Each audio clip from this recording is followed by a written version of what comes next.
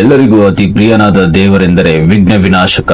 ವಿಘ್ನ ವಿನಾಶಕ ಗಣಪತಿಯ ಒಂದು ಅಚ್ಚರಿಯ ಕಥೆಯೊಂದಿಗೆ ನಮ್ಮ ಜೀವನದಲ್ಲಿ ಅಳವಡಿಸಿಕೊಳ್ಳಬೇಕಾದ ದಾರ್ಶನಿಕ ಸಂದೇಶಗಳನ್ನ, ಹಾಗೆ ಗಣೇಶನಿಗೆ ಆನೆ ಮುಖ ಬಂದದ್ದು ಹೇಗೆ, ಈ ಪ್ರಶ್ನೆಯನ್ನ ಕೇಳಿದಾಗ ಪ್ರತಿಯೊಬ್ಬರಿಗೂ ಕುತೂಹಲಕಾರಿಯಾಗಬಹುದು.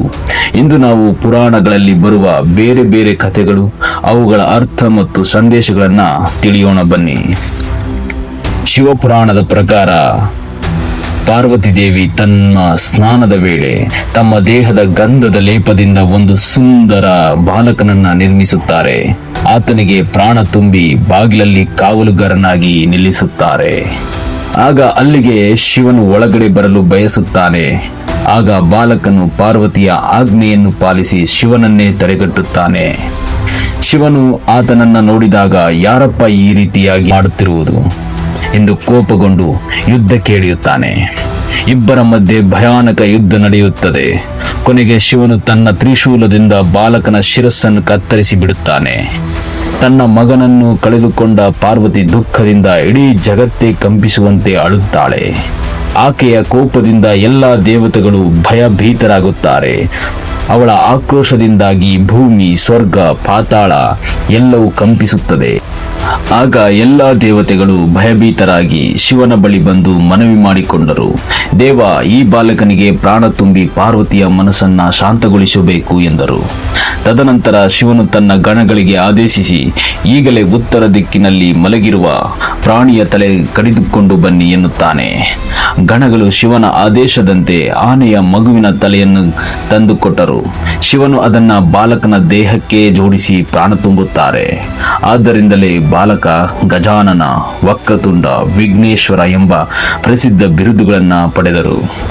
ಬ್ರಹ್ಮಾಂಡ ಪುರಾಣದ ಪ್ರಕಾರ ಪಾರ್ವತಿ ದೇವಿ ಗಣೇಶನಿಗೆ ಜನ್ಮ ಕೊಟ್ಟ ನಂತರ ಎಲ್ಲ ದೇವತೆಗಳು ಮಗುವನ್ನು ನೋಡಲು ಬಂದರು. ಆಗ ಶನಿದೇವನ ವಕ್ರದೃಷ್ಟಿ ಗಣೇಶನ ಮೇಲೆ ಬೀಳುತ್ತದೆ. ಶನಿದೇವನ ಈ ದೃಷ್ಟಿಯಿಂದ ಆತನ ಶಿರಸ್ಸು ಉರಿದು ಹೋಯಿತು. ವಿಷ್ಣು ದೇವರು ತಕ್ಷಣ ಗಜಮುಖವನ್ನ ತಂದೊಡ್ಡಿ ಗಣೇಶನಿಗೆ ಜೋಡಿಸಿದರು ಎಂದು ತಿಳಿಸಲಾಗಿದೆ. ಇನ್ನು ಸ್ಕಂದ ಪುರಾಣದ ಪ್ರಕಾರ ಗಜಾಸುರ ಎಂಬ ರಾಕ್ಷಸನು ದೇವತೆಗಳನ್ನು ಕಾಡುತ್ತಿದ್ದನು. ಶಿವನು ಅವನನ್ನ ಸಂಹರಿಸಿ ಆತನ ತಲೆಯನ್ನ ಗಣೇಶನಿಗೆ ಜೋಡಿಸಿದನು ಎಂದು ಹೇಳುತ್ತದೆ. ಈ ಕಥೆಗಳು ಕೇವಲ ಪೌರಾಣಿಕವಲ್ಲ, ಅವು ನಮಗೆ ದಾರ್ಶನಿಕ ಸಂದೇಶಗಳನ್ನ ಕೊಡುತ್ತವೆ. ಮೊದಲನೆಯದಾಗಿ ಅಹಂಕಾರ ನಾಶ. ಮಾನವನ ತಲೆಯು ಅಹಂಕಾರವನ್ನ ಸೂಚಿಸುತ್ತದೆ. ಅದನ್ನ ಕತ್ತರಿಸಿ ಆನೆಯ ತಲೆಯನ್ನ ಜೋಡಿಸುವುದು ಜ್ಞಾನ ಮತ್ತು ಚೇತನದ ಜಯವಾಗಿದೆ. ಎರಡನೆಯದಾಗಿ ಆನೆಯ ಗುಣಗಳು. ಆನೆ ಧೈರ್ಯ, ಶಕ್ತಿ, ಶಾಂತಿ, ಸಹನೆ ಈ ಎಲ್ಲ ಗುಣಗಳು ಗಣೇಶನಲ್ಲಿ ಸೇರಿವೆ. ಇವೆಲ್ಲವುಗಳು ಮಾನವರಿಗೆ ಅವಶ್ಯಕವಾಗಿವೆ. ಮೂರನೆಯದಾಗಿ ದೊಡ್ಡ ಕಿವಿ, ಹೆಚ್ಚು ಕೇಳಬೇಕು ಹಾಗೂ ಕಡಿಮೆ ಮಾತನಾಡಬೇಕು ಎಂಬುದನ್ನು ಸೂಚಿಸುತ್ತದೆ. ನಾಲ್ಕನೆಯದಾಗಿ ಸಣ್ಣ ಕಣ್ಣು, ಏಕಾಗ್ರತೆ ಮತ್ತು ಒಳನೋಟದ ಸಂಕೇತವಾಗಿದೆ. ಐದನೆಯದಾಗಿ ದೊಡ್ಡ ತಲೆಯ ಅರ್ಥ ದೊಡ್ಡದಾಗಿ ಯೋಚಿಸಬೇಕು ಎಂಬುದನ್ನು ಸೂಚಿಸುತ್ತದೆ. ಆರನೆಯದು ಸಣ್ಣ ಬಾಯಿಯು ಕಡಿಮೆ ಮಾತನಾಡಿ ಹೆಚ್ಚು ಕ್ರಿಯೆಯನ್ನ ಸೂಚಿಸುತ್ತದೆ. ಆನೆ ಎಂಬುದು ಇಡೀ ವಿಶ್ವವನ್ನ ಸೂಚಿಸಿದರೆ, ಮನುಷ್ಯ ಎಂಬುದು ಜೀವನವನ್ನ ಸೂಚಿಸುತ್ತದೆ.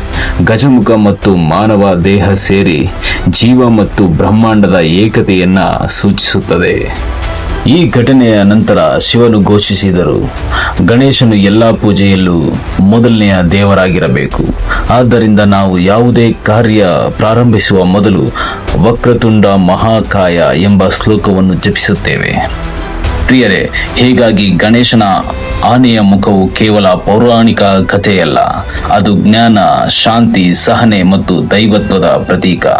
ಹೀಗಾಗಿ ಗಣೇಶನನ್ನು ನಾವು ವಿಘ್ನಹರ್ತ ಎಂದು ಕರೆಯುತ್ತೇವೆ. ಯಾವುದೇ ಕಾರ್ಯ ಶುರು ಮಾಡುವ ಮೊದಲು ಅವರ ಆಶೀರ್ವಾದ ಪಡೆಯುವುದು ನಮ್ಮ ಸಂಪ್ರದಾಯವಾಗಿದೆ.